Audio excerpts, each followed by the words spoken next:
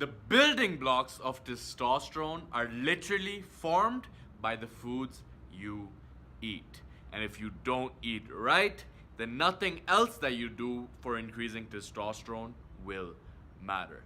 This is Mo Salim coming at you from tripleyourt.com, and in today's video, we're going to be talking about how to put together a testosterone boosting diet.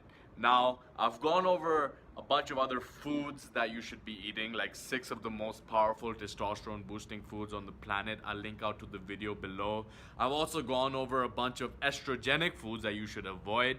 But in this video, we're going to be focusing on 3 pillars in particular, all right?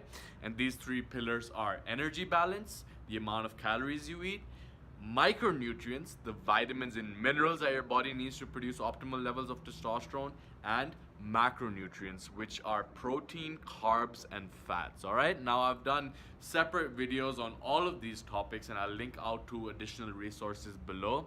But in this video, I'm going to tell you how to go about optimizing these 3 pillars so that you can provide your body with all the raw materials that it needs to produce optimal levels of testosterone. With that being said, I'm just gonna put my sunglasses on because I've been squinting out here. The sun is pretty strong. So let's dive into the video. All right, so the first thing you need to focus on is energy balance, which is basically the relationship between the amount of calories you consume minus the amount of calories that you expend, all right, on a day-to-day basis. Now, the reason that calories are so important is because body fat is a very significant predictor of your current testosterone level. And the problem with excess amounts of body fat is that actually it produces an enzyme called aromatase, which converts testosterone into the female sex hormone estrogen. So the first thing you need to focus on before you even look at all the vitamins and minerals, or before you even look at all the protein, fats, and carbs, is whether your body fat percentage is where it needs to be. Now, obviously, this will vary depending on what your goals are and what physique you're trying to strive for, but ideally, you want to be below the 15% body fat level, all right? Now, this is something that brings up a lot of confusion as well, because people get confused about what their body fat percentage is, and different methods used to measure body fat reveal different results. But here's something I can tell you, all right? Grab your hips and see how much extra fat you have around your lower back region, all right? Because the thing with the waist is your waist measurement, the only real way to have any impact on your waist measurement is by increasing or decreasing your body fat, all right? The waist doesn't really have any muscles around it or anything like that, and the only way that it can go up in size is if you have excess amounts of body fat, all right? So take a measuring tape right now if you are watching this video, or do it later if you want, and take a measuring tape and wrap it around your widest point, around your belly button area, all right? So once you have your waist measurement, what I tell my guys, the guys that I work with one-on-one, is that they should strive for a waist measurement that is about 45% of their height. So, for example, if you are 6 feet tall, like for me, I think I'm about 6 feet tall, that is about 72 inches. So 45% of that is about a 32-inch waist. And my waist is about 0.5 inches or something like that above the ideal waist measurement. But ideally, you want to strive for a waist measurement that is less than 40 or 45% less, 45% of your current height, all right? And if you notice that your current waist measurement is way more than that amount, then that is an indication that you need to calculate the amount of calories you eat on a day-to-day basis so that you can adequately put together a caloric deficit so that you can start using the excess fat storage in your body and begin to cut those inches off your waist, all right? And if you're confused about how to go about actually calculating the right amount of calories for you, I'll link out to my very in-depth blog post guide below. It goes over all the different formulas that you can use. And another point to keep in mind about the formulas is that they are all estimates at the end of the day. The purpose of using a formula to calculate your calorie intake is to provide a baseline after which you track every single day and you track your progress, and then you adjust your caloric intake based on the progress that you're making. All right, again, check out my blog post below. It goes over everything that you need to do, but the most important thing for you to understand is to track your progress and adjust your caloric intake according to how you see fit. And that brings us to the second pillar of testosterone nutrition, or nutrition in general, and that is micronutrients. Now, micronutrients are the vitamins and minerals that your body needs to fulfill a number of functions. And obviously, if you have optimal levels of testosterone, then that is a sign that all the other functions in your body are functioning well as well. So you do need like vitamin A, vitamin K, all the different vitamins that you know about. You need them to fulfill a bunch of functions that your body has to go through. All right, but in regards to testosterone in particular, and in regards to the studies that have been performed regarding the effect of vitamins and minerals on testosterone, there are three in particular that have a very significant effect. The first is vitamin D.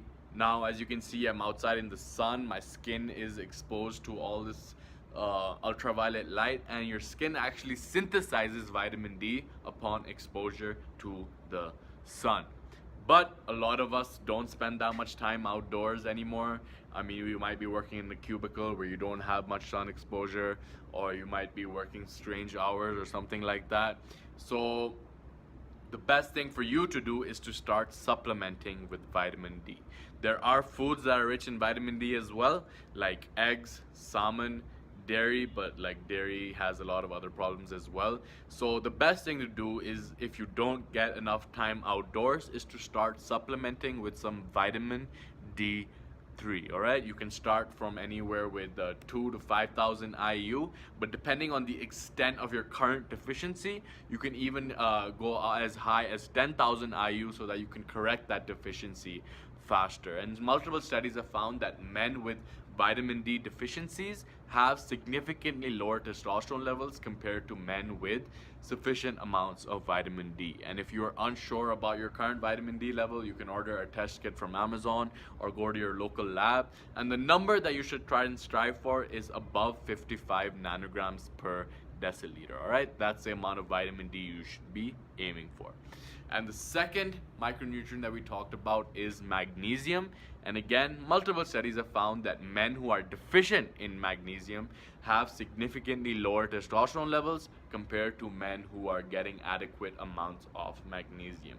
And after vitamin D deficiencies, magnesium deficiencies are actually the second most prevalent micronutrient deficiency in Western developed countries. All right, so again, supplementation can be an option for you, but I recommend you start eating more magnesium rich foods. All right, and some of my favorite magnesium rich foods include avocados or any dark green leafy greens, and my personal favorite is actually dark chocolate. All right, dark chocolate is a superfood and it is a very rich source of magnesium. So if you want to hit two birds with one stone in terms of controlling your sweet tooth and getting your daily dose of magnesium, then I would highly recommend you go and opt for something that's over 85% cocoa and enjoy it and get your daily requirement of magnesium as well. And the third micronutrient that is associated with testosterone in a lot of studies is zinc. Now, zinc is not a very common micronutrient deficiency in Western developed countries because we tend to get a lot of it from our food, but it is something that you should think about, all right? Because if you are an athlete, or you work out a lot, or you run a lot, or you just sweat a lot in general, the thing to keep in mind is that a lot of zinc is actually lost in your body through sweat. So if you are someone who sweats a lot, then supplementation might be a better route for you. Or you could just eat a bunch of zinc rich foods. And you probably know about oysters. They've been related to increasing testosterone as well. And oysters are related to that, to increasing testosterone, because they are a very rich source of zinc. All right, and if you want a list of all these a list of foods that are rich in vitamin D or magnesium and zinc, check out my blog post below, because it goes over more than 30 of the top testosterone boosting foods on the planet. All right, so that is the second pillar, which is micronutrient balance. And magnesium, vitamin D, and zinc are the three important micronutrients in terms of the research that shows their relationship to testosterone. And finally, we come to macronutrients. All right, and these are protein, carbs, and fats. Now, I've done entire separate videos on each one of these topics, and if you want to dive deeper into all the research behind how fats impact testosterone, how carbs impact testosterone, and how protein affects testosterone, I'll link out to the videos below. But the bottom line is that you have to eat a balanced macronutrient profile, all right? And by balanced, I mean that all three micronutrients are important for testosterone. There are studies that show that when subjects are switched over to a low carb diet and they're exercising, then since carbs are your body's preferred source of fuel, then they end up producing very high amounts of cortisol after they're put on a low carb diet, all right?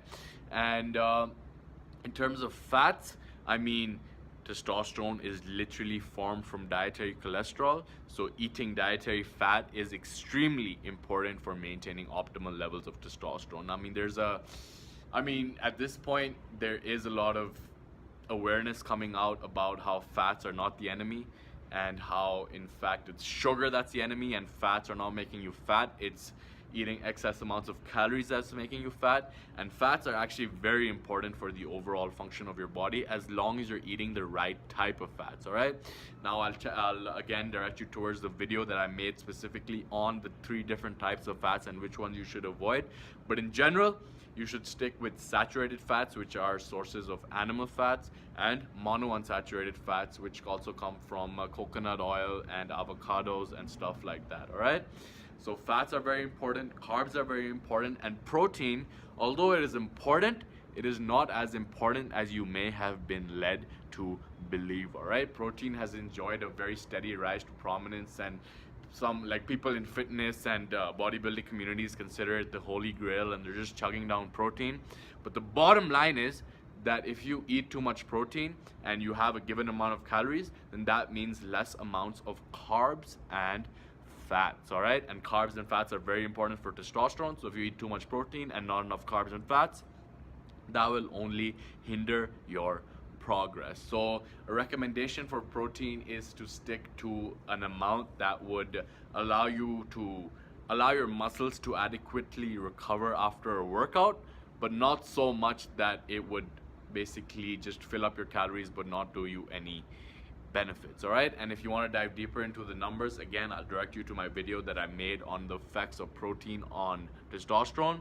But a recommendation that you can start with is to eat 0.8 grams of protein per pound of body weight. All right, so if you weigh 200 pounds, that would mean 160 grams of protein per pound of body weight. And as per the source, stick with animal sources, and yeah, animal sources would be the best. And if you have difficulty eating that much protein through your diet alone, that's where supplementation can help. All right, now that's just a quick look at the 3 pillars of testosterone nutrition, which are energy balance, micronutrients, and macronutrients. Now obviously it goes way deeper than these 3 areas as well. For example, the composition of each foods, and whether each food is estrogenic or whether it's spiking your insulin and stuff like that. But starting out, if you just focus on these 3 things, then they can definitely help you see results faster. All right, especially if you cut down on your body fat. That is the single thing that you can do to have the most significant impact on your testosterone levels. All right, and again, check out my blog post below, because it goes way more in depth into all the studies and research papers that have looked at each of these individual areas, and you would definitely gain some massive value from checking that out. All right, with all that being said, this has been Mo Salim. I hope that this video has provided you with some actionable and valuable information that you actually take action on, and I'll see you soon.